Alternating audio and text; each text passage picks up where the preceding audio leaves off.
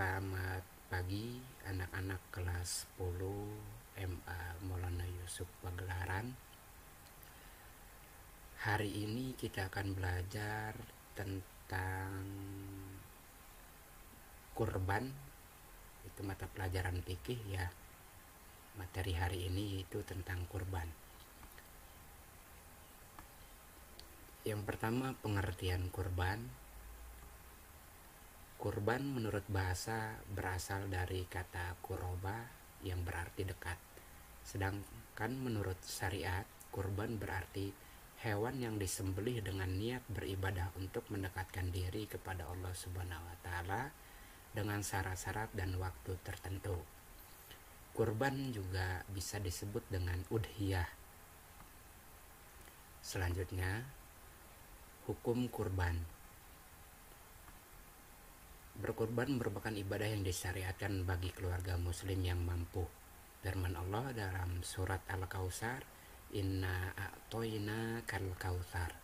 Sungguh kami telah memberimu Muhammad nikmat yang banyak. Fasholli li rabbika wanhar, maka laksanakanlah sholat karena Tuhanmu dan berkurbanlah sebagai ibadah dan mendekatkan diri kepada Allah Subhanahu wa taala. Hukum berkurban di sini, sebagian ulama berpendapat yaitu hukum berkurban ialah wajib. Sedangkan jumhur ulama atau sebagian besar ulama berpendapat berkurban adalah sunnah muakkad dengan alasan sabda Rasulullah Shallallahu Alaihi Wasallam, "Umirtu bin nahri wa huwa sunnatul lakum." Aku diperintahkan berkurban dan kurban itu sunnah bagimu. Hadis riwayat Tirmizi. Hukum kurban menjadi wajib apabila kurban tersebut dinadarkan.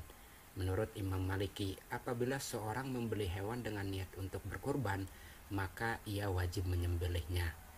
Jadi kita dapat pahami di sini hukum kurban itu sebagian ulama ada yang menyatakan wajib, sebagian ulama yang besar mayoritasnya menyatakan sunnah muakkad, dan kurban menjadi wajib apabila telah dinadarkan.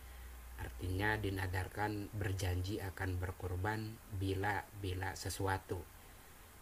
Jadi hukum kurban menjadi wajib. Selanjutnya anak-anakku, latar belakang perintah kurban. Seperti kita ketahui, sejarah perintah kurban itu didokumentasikan dalam Al-Quran, yaitu ketika Nabi Ibrahim bermimpi menyembelih putranya yang bernama Ismail sebagai persembahan kepada Allah. Mimpi itu kemudian diceritakan kepada Ismail, dan setelah mendengar cerita itu langsung meminta agar sang ayah melaksanakan sesuai mimpi itu, karena Ismail alaihissalam meyakini bahwa mimpi tersebut benar-benar datang dari Allah Subhanahu wa taala sebagaimana firman Allah Subhanahu wa taala dalam surat As-Saffat ayat 102. Falamma balagha ma'hu sa'ya qala ya bunayya inni ara'a fil manami anni adbahuka fangdur madza tara.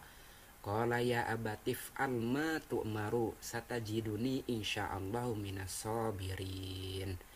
Maka tatkala yang artinya maka tatkala anak itu sampai pada umur yang sanggup berusaha bersama-sama Ibrahim berkata, "Hai anakku, sesungguhnya aku melihat dalam mimpi bahwa aku menyembelihmu. Maka fikirkanlah apa pendapatmu." Ia menjawab, "Hai bapakku, kerjakanlah apa yang diperintahkan kepadamu. Insya Allah kamu akan mendapatiku termasuk orang-orang yang sabar." Hari berikutnya Ismail alaihissalam dengan segala keikhlasan menyerahkan diri untuk disembelih kepada ayahandanya sebagaimana persembahan kepada Allah Subhanahu wa taala, dan sebagai bukti ketaatan Nabi Ibrahim alaihissalam kepada Allah Subhanahu wa taala, mimpi itu dilaksanakan. Acara penyembelihan segera dilaksanakan ketika tanpa disadari yang di tangannya ada seekor domba. Artinya Ismail tidak jadi disembelih, yang kemudian digantikan dengan seekor domba. Ini latar belakang perintah berkurban, sejarah berkurban yang diperintahkan oleh Allah Subhanahu wa taala dilatar belakangi oleh kisah ini ya anak-anak. Selanjutnya, waktu dan tempat menyembelih kurban. Maka waktu yang ditetapkan untuk menyembelih kurban yaitu sejak selesai sholat Idul Adha, yaitu pada tanggal 10 Zulhijjah, dan pada hari tasyrik, yaitu pada tanggal 11, 12, dan 13 Zulhijjah, atau 3 hari setelah pelaksanaan sholat Idul Adha.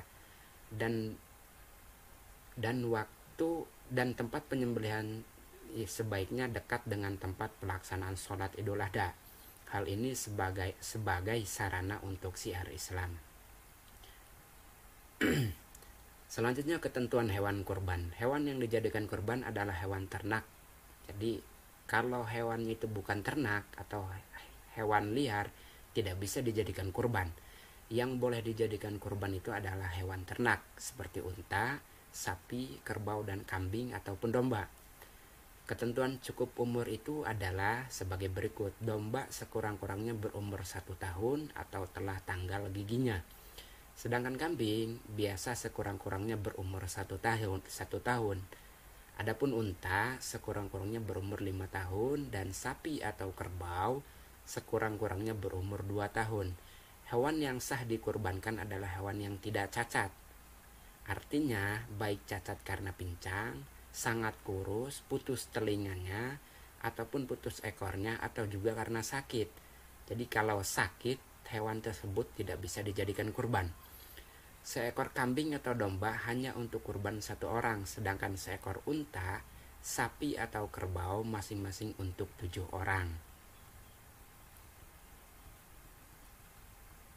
Selanjutnya,